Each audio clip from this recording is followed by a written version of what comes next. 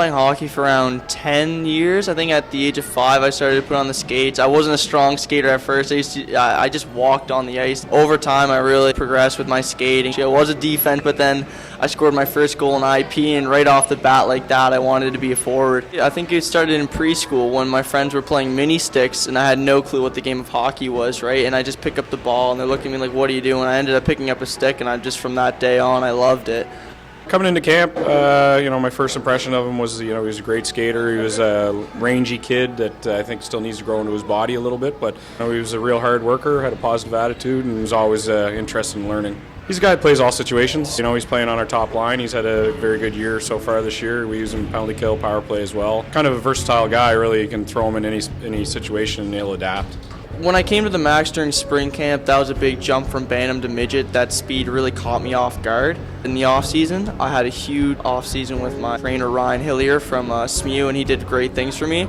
So that really helped, and during the summer camp I just popped right in and I was able to make that jump very quickly. When he told me I made the team, he had an expectation of me being the top 2 centers on the team, and I believe I'm living up to that expectation right now, and maybe even beyond that expectation. I've been winning my face-offs really well, but I've been really producing for this team. I'm second on the team for points.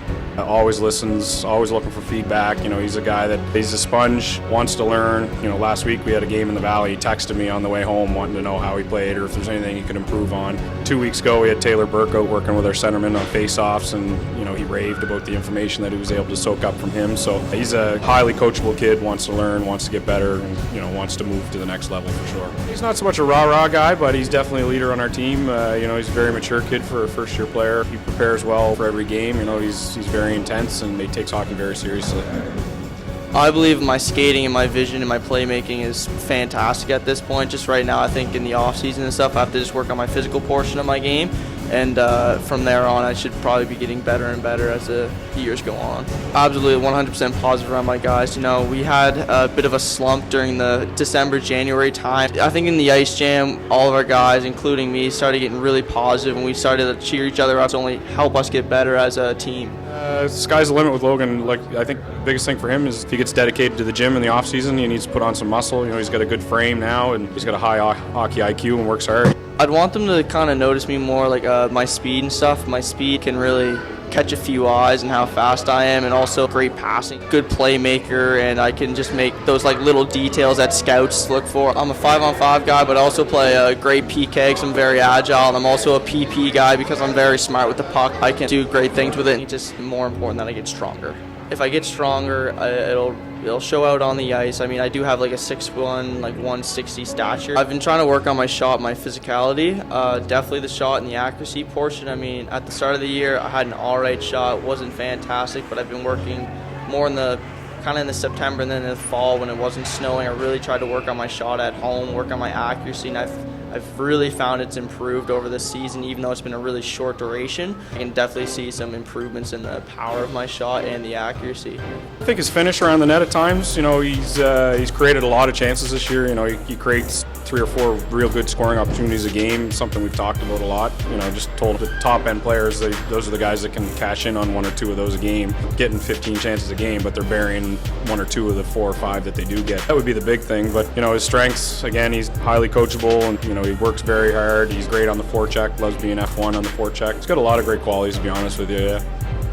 I have been kind of thinking about prep school in the back of my mind for the last few years. It will be a huge transition. I bet the first week, maybe even a month, maybe a bit homesick, but I think over time, your peers and your coaches and your teachers and all your friends are going to help you move through that phase, and I think you'll fit right at home when you're there.